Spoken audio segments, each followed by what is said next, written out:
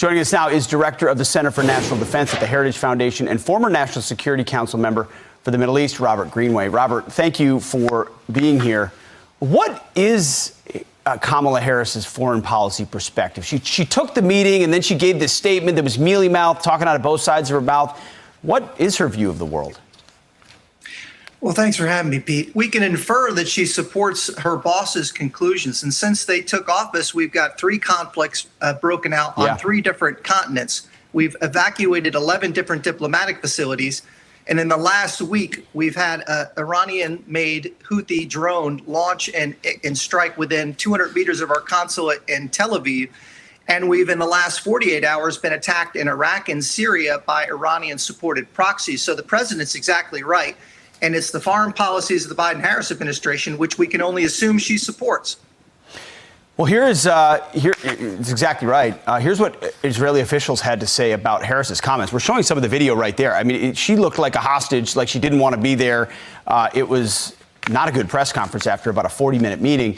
Here's how the Netanyahu folks described it. When our enemies see the U.S. and Israel are aligned, it increases the chance for a hostage deal and decreases the chances for regional escalation. When there is such daylight, it pushes the deal further away and brings regional escalation closer.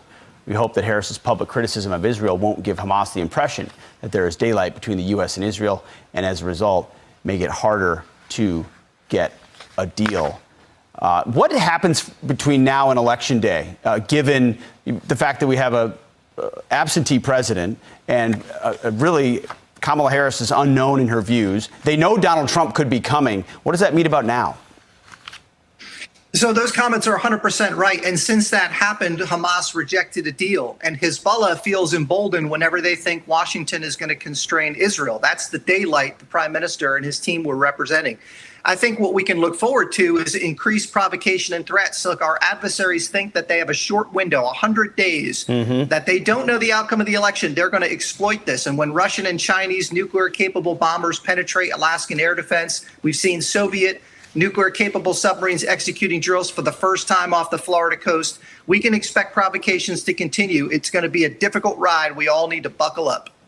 Buckle up, indeed. Those flight paths with the Chinese and the Russians, have we seen coordinated Chinese-Russian air movements like that before? Never. And the first naval cooperation doing something similar, again, off the Aleutian Islands, happened under this administration. These are firsts, like the Chinese balloons. The kind of firsts we're not looking for. We've managed to push China and Russia together. What would it take, by the way, you think about these things, to separate them? Well, first, I think we need to sever the economic ties, and that's the Russian oil that's fueling their export revenue and allowing them to rebuild and sustain the conflict in Europe.